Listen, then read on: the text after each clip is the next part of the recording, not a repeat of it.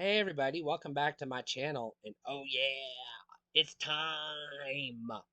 I'm doing my top 25 WWE wrestlers of all time.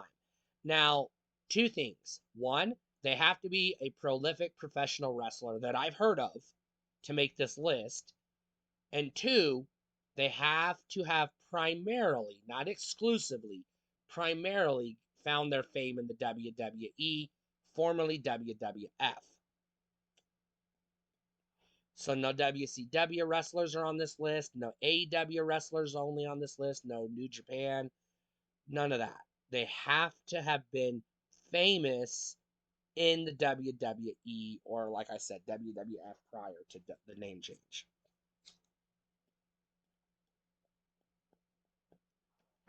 Let's go down the list. Number 25, Ted DiBiase, the Million Dollar Man. This guy is a legend in the ring. I grew up watching the Million Dollar Man. He led one of the big factions, the heel factions, in the early days of Raw. He pretty much made Raw what it was. So you got to give the man his due. Number 24 made the list surprisingly, even though he's really new. His name is LA Knight, and he was a superstar overnight. He walked out on stage, became a fan favorite, and shot on this list.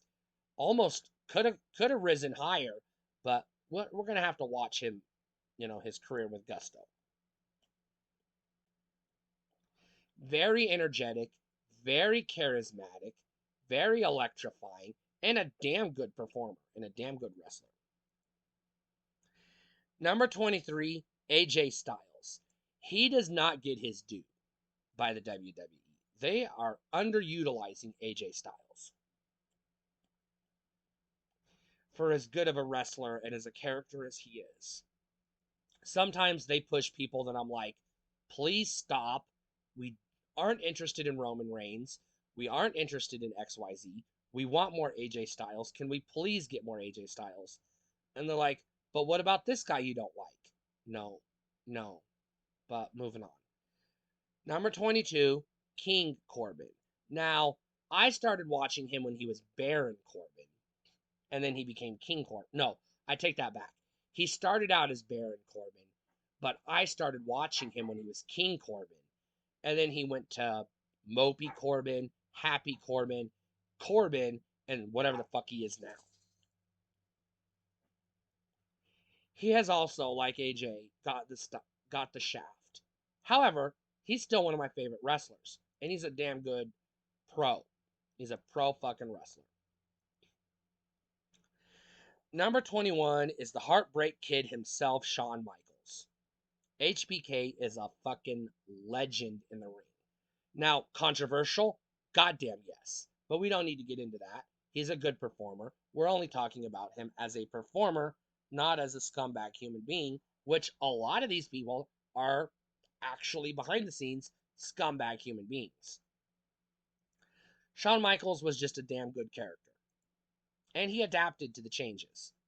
He definitely made the Raw is War Attitude Era, him and another guy coming up, pretty much defined the Attitude Era. Number 20, John Cena. I don't have to tell you about John Cena. He's like the wrestler your grandma knows. By name, can recognize his face, probably has a poster or a trading card or a DVD of a movie he was in. Everybody knows John Cena. We don't have to spend any more time on him. Number 19, Jake the Snake Roberts. He's another scumbag human being who makes an excellent heel and a damn good entertainer. But we don't talk about his personal life because we just try not to. Tragic story, but moving on. Number 18, Vader. Now, I'm going to be real with you. Vader only made this list, and I put him here for a reason. Because going up the list, I was like, nah, too high for him. But I put him at this part on the list because I was like, yeah, he's above these other guys for one reason only. Boy Meets World. I have talked a lot about how Boy Meets World is my favorite TV show of all time, and I love it to death. I watch it all the time, and he was fucking one of the, not main cast, but one of the regulars on Boy Meets World. You know, he was a staple of Boy Meets World. So I got to put him on the list just because of that. Also a tragic story, but moving on. Number 17, Andre the Giant. Now he makes the list because he's a fucking icon. I mean, you want to talk about a wrestler you recognize as soon as you see his face. You're like, oh yeah, I know that guy. Maybe you don't know his name or what he's from, but you know him. You've seen him. You've seen him in movies. You've seen him in commercials, whatever. You know who Andre the Giant is. Number 16 makes the list for a weird reason. One, he's a damn good technical wrestler. Two, he's a damn good gimmick wrestler. And three, I am terrified of clowns. And Doink the Clown was an effective villain because he scared the living shit out of me, but also made me want to see more of him, which is rare. So, yes, Doink the Clown absolutely makes the list. Number 15, you might have forgotten, and you might need a reminder of who he is. But he was a staple in the 80s, and then largely forgotten. But he was a household name for a while. He had plenty of big iconic matches. His name is the Junkyard Dog. And if you aren't familiar with him, get familiar with him. He was a damn good wrestler. Number 14, I don't have to tell you who he is because as famous as John Cena is, this guy is at least 20 to 30 times more famous. It's the motherfucking Rock. He's been in every goddamn movie ever made just about since he came on the scene. He's in everything. He's everywhere. You know who The Rock is. And he's a damn good wrestler. And he's got wrestling pedigree. You know, he's a legacy wrestler. You know, he's got the family. Number 13, probably one of the greatest female wrestlers of all time. I will die on this hill. Not my favorite female wrestler of all time. She's a little higher on the list. But this is fucking Bianca Belair. She's a queen among mortals. They're her peasants. She's the queen. And I'm sorry, I Charlotte Flair can just shut the fuck up and retire or whatever. I'm over it. Bianca Belair is the definition of a perfect woman. She is the perfect female wrestler. Number 12 is actually a tag team because I can't separate them because they never really separated. I mean, they may have, but they always appeared, at least in my life, my observances, as a duo. And they were the tag team I always got giddy to see whenever they showed up. I was like, hell yeah, it's the fucking Bushwhackers. I want more Bushwhackers. I want somebody to revive their gimmick and be like, hey, we resurrected this gimmick or something. Or pay homage. I just miss these old crazy, goofy, fucking hillbilly rednecks. I want more of that. Number 11 is the guy I was hinting at earlier when I talked about the Heartbreak Kid. This is Stone Cold Steve Austin. He was the poster of the Attitude Era. And he's all anybody remembers of the Attitude Era correctly. Everything else, they're like, hey, remember when they did all this wild stuff that they didn't actually do but almost did? Yeah, he's the real face of the Attitude Era. Also tragic, injuries ended his career. But, he's still making money, so good for him. Number 10, the other Canadian wrestler. And I say the other Canadian wrestler because he's the only Canadian wrestler that I can confirm is Canadian that made this list. The others are like, Sami Zayn and KO and blah, blah, blah. Who cares? This is Bret the Hitman Hart. He is a fucking beast. He is like a man's man, a dude, bro. Like, people who are fans of wrestling want to see more wrestlers like Hitman Hart. He is what you're looking for when you want to watch professional wrestling. He is like what you want to see. Number 9 is only high up on the list because I've seen G.I. Joe the movie a million times as a kid. I have the action figure. I only know him as a G.I. Joe. I've never seen him wrestle, so I don't know anything about his wrestling, but it's Sergeant Slaughter, and it's gonna be Sergeant Slaughter because of G.I. Joe. Yo, Joe, moving on. Number 8. All right. His son is on this list. I'm gonna spoil it. He's on this list. You knew he was gonna be on this list because if you've watched my channel at all, you know who I'm talking about. He's gonna be on this list. Be patient. It's coming. But this is IRS. Irving R. Shyster. Um, also known as Mike Rotunda.